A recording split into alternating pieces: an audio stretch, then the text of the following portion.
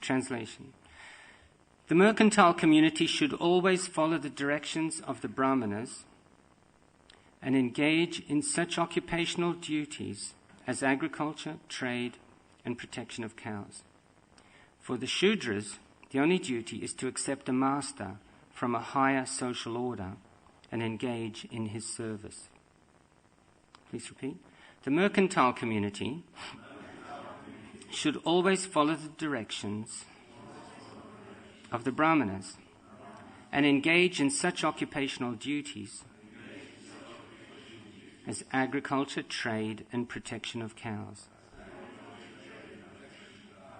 For the Shudras, the only duty is to accept a master from a higher social order and engage in his service. No purport, so we'll go on to text 16. Varta vichitra shalina yayavara shilonchanam vipravritish chaturdeyam shreyasi chotarotara. Do we normally do the word for word on that second one? No. Translation. As an alternative, a Brahmana may also take to the Vaishya's occupational duty of agriculture, cow protection, or trade. He may depend on that which he has received without begging. He may beg in the paddy field every day. He may collect paddy left in a field by its proprietor, or he may collect food grains left here and there in the shops of grain dealers. These are 4 means of livelihood that may also be adopted by Brahmanas. Among these 4, each of them in succession is better than the one preceding it. Please repeat. As an alternative, a Brahmana may also take to the Vaishya's occupational duty of agriculture, cow protection, or trade. He may depend on that which he has received without begging. He may beg in the paddy field every day. He may collect paddy left in a field by its proprietor, or he may collect food grains left here and there in the shops of grain dealers. These are 4 means of livelihood that may also be adopted by Brahmanas. Among these 4, each of them in succession is better than the one preceding it. Purport. A Brahmana is sometimes offered land and cows in charity, and thus for his livelihood he may act in the same way as a Vaishya, by cultivating land, giving protection to cows, and trading off his surpluses. A better process, however, is to pick up grains from a field or from a dealer's shop without begging. Amagyana timrandasya gananjana shalakya chakshur unmilitamina tasmai shri gurave namaha.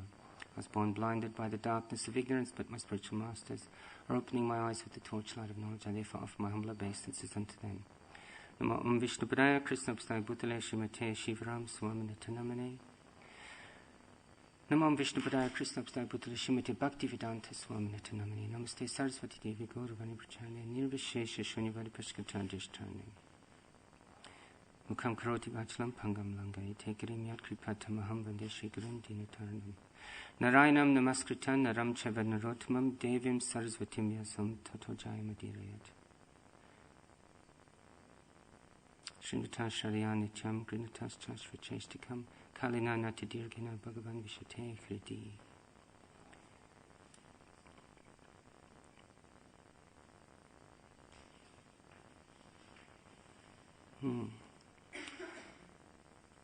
So we're in this section called The Perfect Society for Social Classes. It's examining the whole system of Varnashram that Krishna set up in order to help elevate those in the human form of life.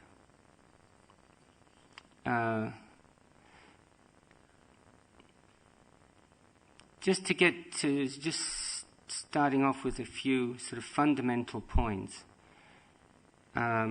This material world, we need to first of all understand its ontological nature, its essential reality, is that the material world is a place of suffering, and the Bhagavad Gita says, dukkhalayam ashashvatam, temporary and full of miseries, and it's a struggle for existence.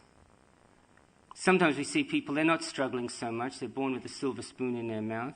Of course we can understand that they've struggled in the past.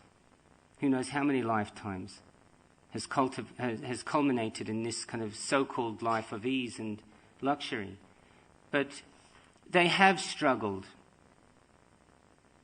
And it's constitutionally a place of struggle.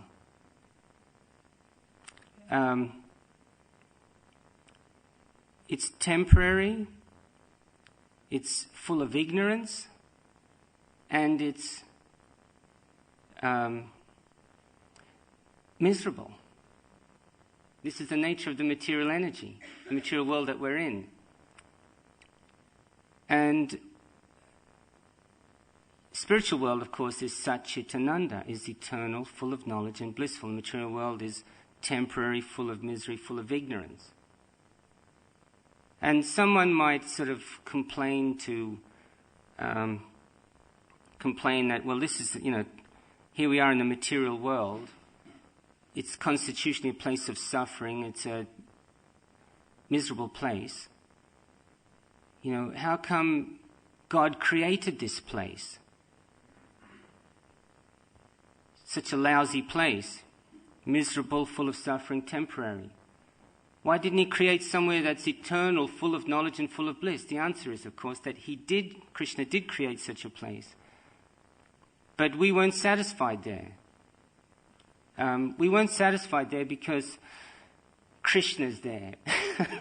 So we weren't satisfied because we thought, I'd like to be here if I was Krishna, if I was the center of it all. And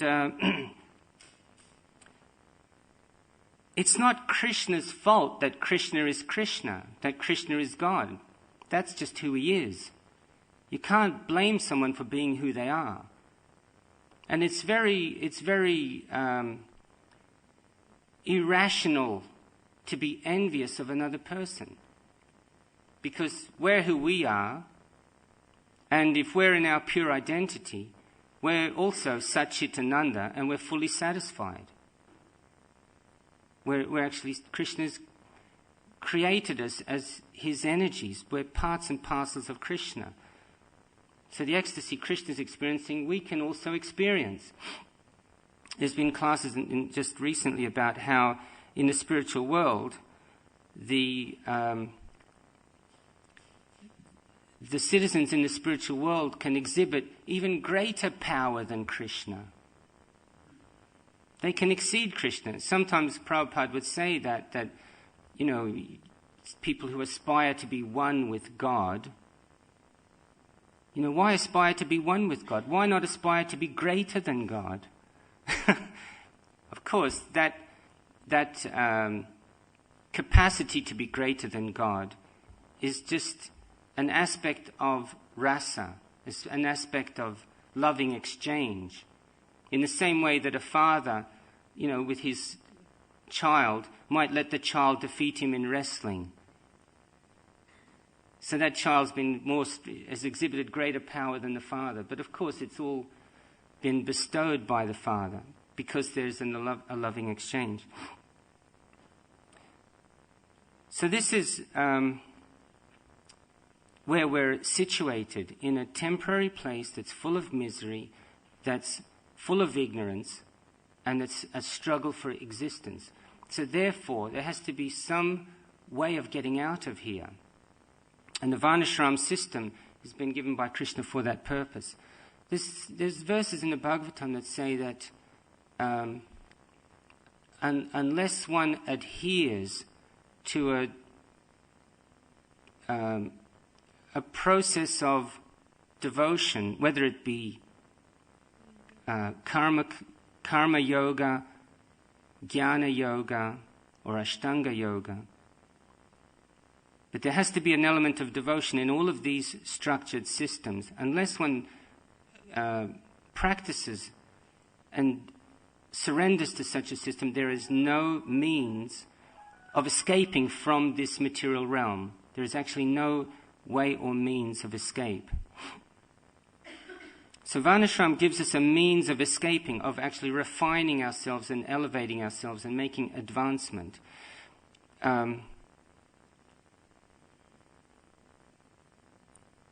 There are these 4 ashrams and there are these 4 varnas. And it's examining a little here what is the system for Vaishyas and Shudras. The Vaishyas and Shudras. The point of it all is that it's very hierarchical. The Varnashram system is very hierarchical. And at the top of this hierarchy is Krishna.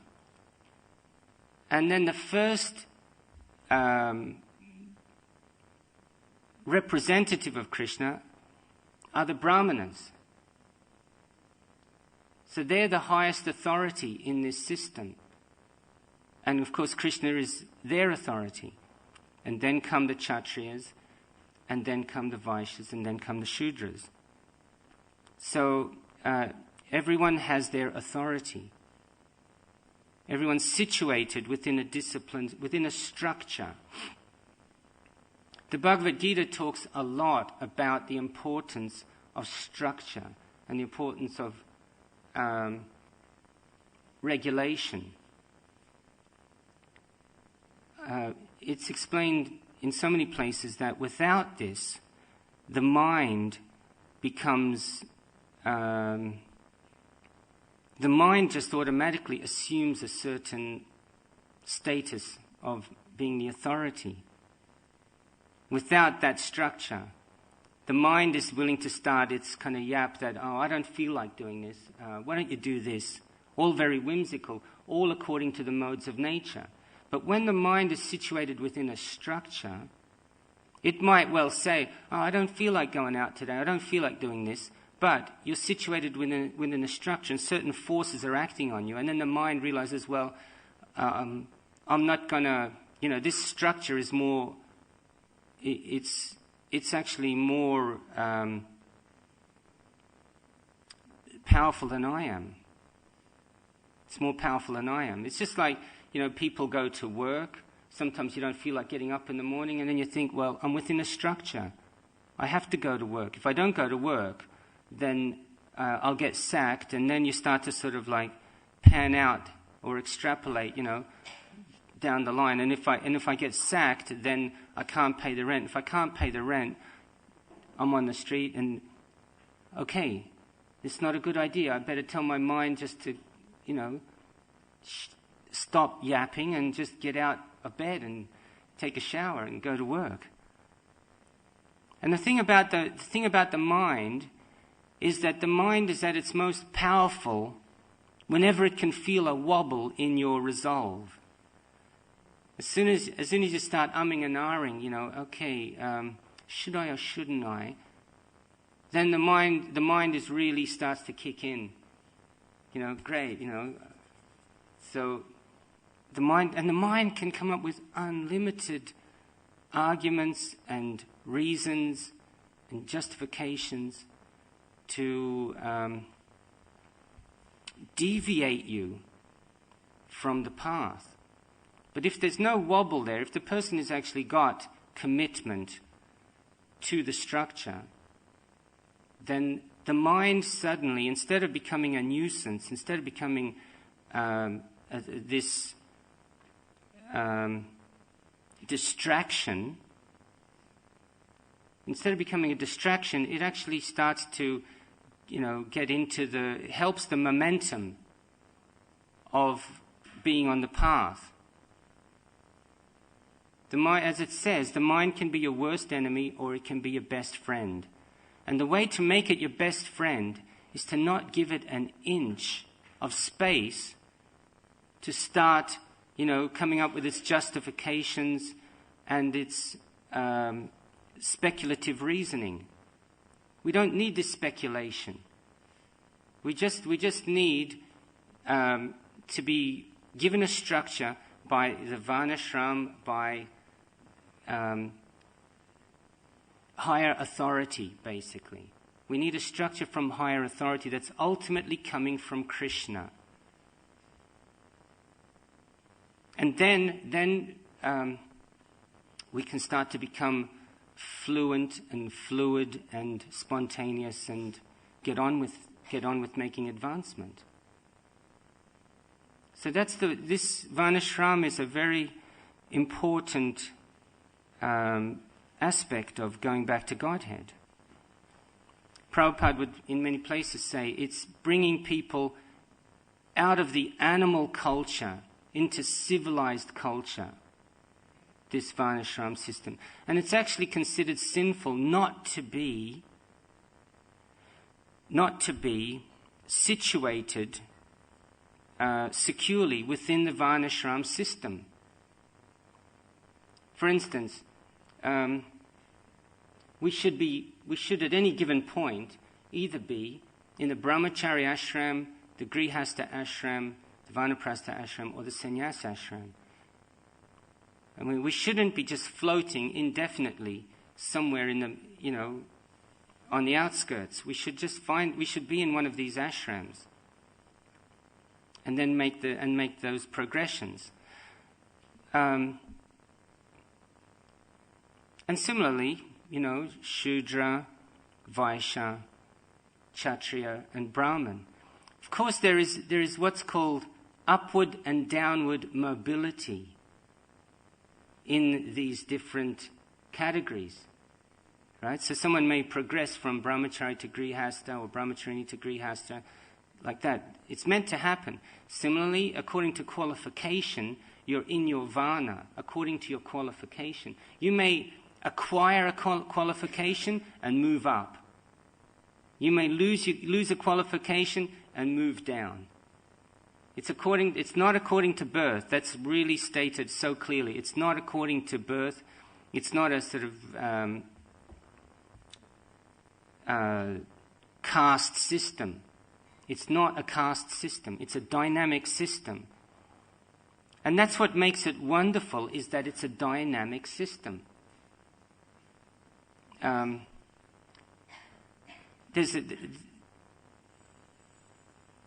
was thinking recently how I got this realization a week ago when I must admit this, I was just finishing a game of tennis, and one of the devotees that I was playing with, he was saying, oh, this, Roger Federer is such an incredible player. And he said that there was this thing on that he saw him do, that some chap put an apple on his head, a bit like William Tell's story. Did you see this as well, did you? And he threw the ball up in the air and he served, hit it as hard as he could, and he hit the apple off the guy's head. Such a kind of talent, such a skill. He did it twice in a row. And he hit the apple off his head. And I said, oh, that's just empowered. I said, no, he's just empowered by Krishna. And then this devotee said, oh, yeah, and this devotee is a great sort of sport lover. He said, there's this guy called Ronnie O'Sullivan, and he's so good at snooker, and he's cleared the table in like a record time, and he's just got so much focus, so much. I said, yeah, he's empowered. That's actually Krishna's the ability in man, so Krishna's giving this ability. Then I got the realization. I said to him, but what happens to these guys because they're not recognizing that Krishna is the ability in man, that this ability is coming from Krishna. They're not acknowledging that, and they're not expressing gratitude to Krishna for this ability. So what's going to happen to them? And what's going to happen to this ability? And he sort of shrugged his shoulders. And I said, well, as far as I can tell, when they lose that ability, they pretty much lose their identity with it. And a lot of them end up having nervous breakdowns. And then he said, yeah, Ronnie O'Sullivan is going through a depression right now. He's going to see counselors and psychologists because he's actually, he's no longer the world champion. He was the world champion, and I think his kind of place in the seedings is going down. And now he's having mental problems, depression and things like that, because he's identifying with this ability that's not actually his, that doesn't belong to him. I remember once Sri Dayananda Maharaj said, if you want to be emotionally invulnerable, don't take anything that's not yours. Don't take anything that's not yours. So in the same way, like in society, if a thief takes something that's not his, he feels insecure. The police could knock on my door any time. They're vulnerable.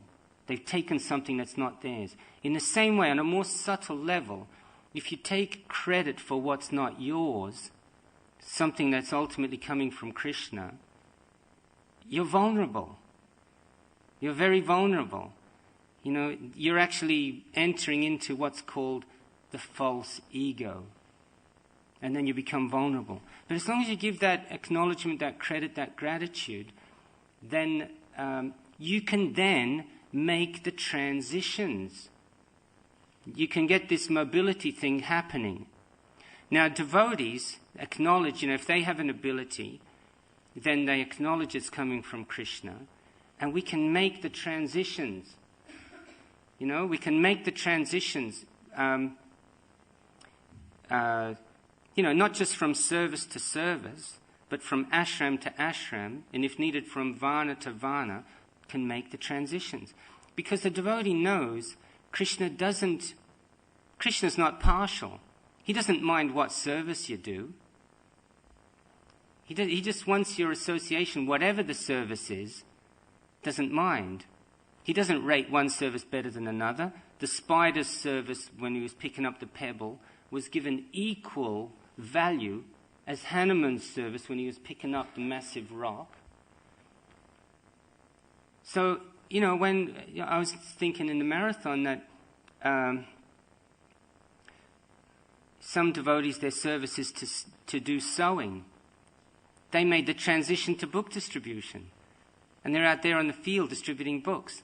Some devotees, their service is the Harinam. And they went out.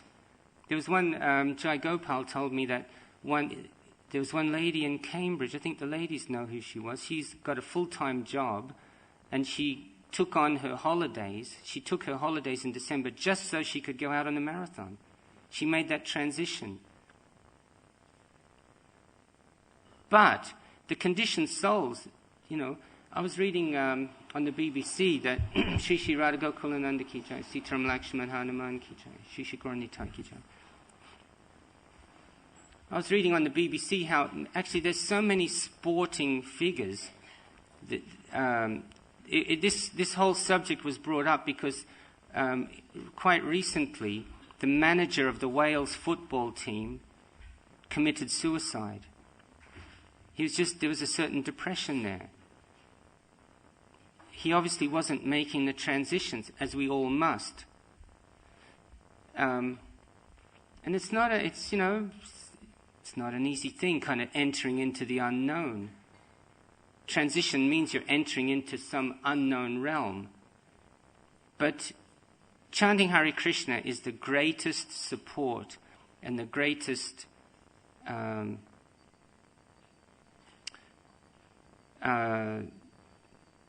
what would you say? Yeah, greatest support for actually moving into the unknown. There isn't anything better.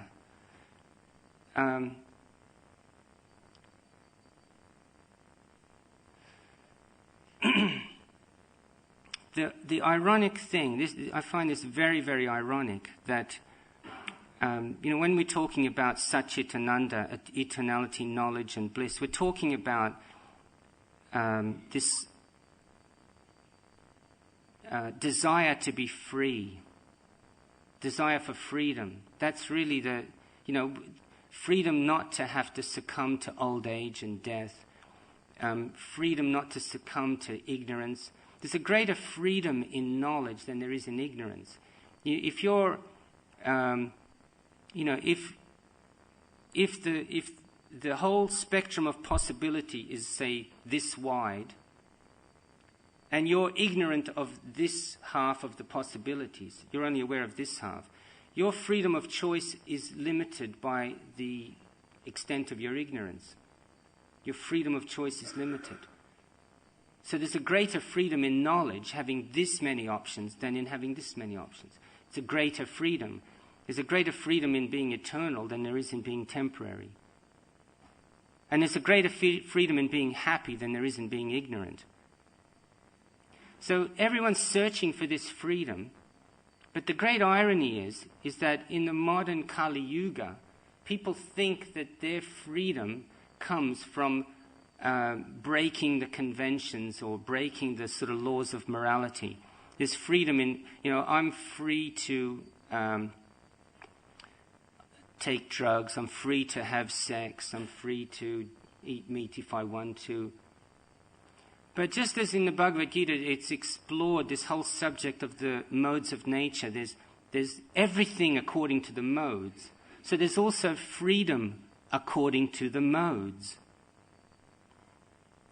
And freedom in the mode of ignorance is where you express your freedom in such a way that you end up losing the freedom that you had in the first place. And freedom in the mode of passion simply just perpetuates a sort of status quo of hankering and lamenting. Wanting something, okay, I've got to perform this yagya, okay, I'll use my free will to perform this. But you're just always on this treadmill of just wanting something, seeking the fruits. And freedom in the mode of goodness is where you're using your free will in such a way that you're actually expanding your free will.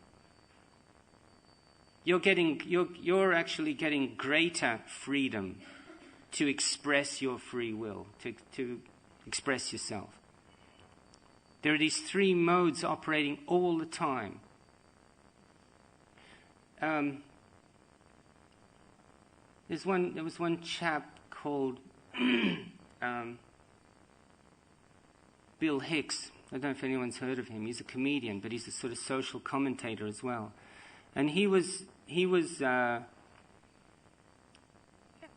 giving a little talk about how America is got this very sort of conformist streak in it, and he would often, just as a statement, this is an interesting subject, and I haven't fully sort of come to my own conclusion about it, but he would often burn the American flag because he said he would get into trouble for it. And then he would say, people come up to me when I burn the American flag, and they say, I fought in the war for that flag. People have died for that flag.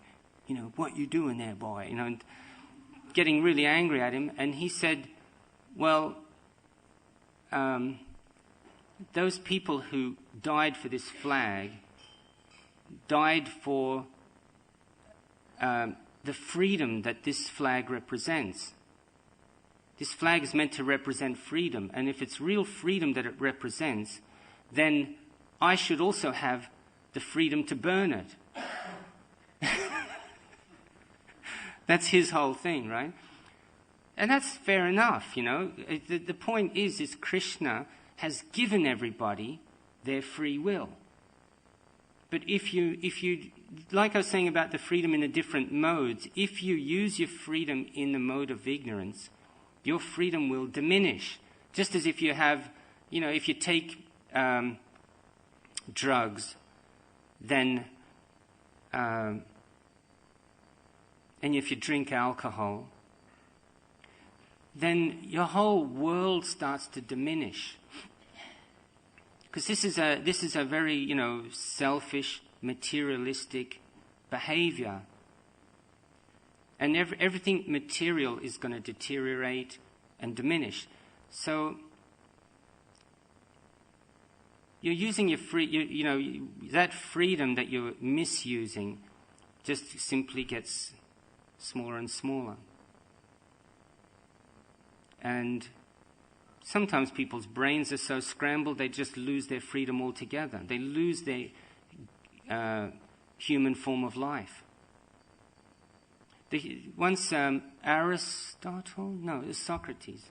Socrates said that the human form of life, the symptom of it is the ability to be enchanted and to be in wonder at the creation, and therefore to explore, to see life as being an adventure of exploration. So this is the human form of life as defined by Socrates. So if you're going to scramble your brain with drugs or scramble your brain with alcohol, you don't have that freedom to sort of see life as an adventure and to explore the enchanting world. That's not there anymore. That's lost. You've lost that, some time ago when you misused your freedom. So the Varnashram, if you situate yourself correctly in it and perform your prescribed duties through that regulation, that's why the Bhagavad Gita calls it the regulative principles of freedom. The freedom comes from the structure and from the regulation. And that's how it works. So this Varnashram system is a catalyst for becoming liberated. And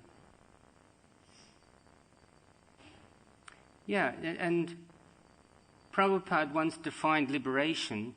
He defined liberation as being devotional service without human mistakes.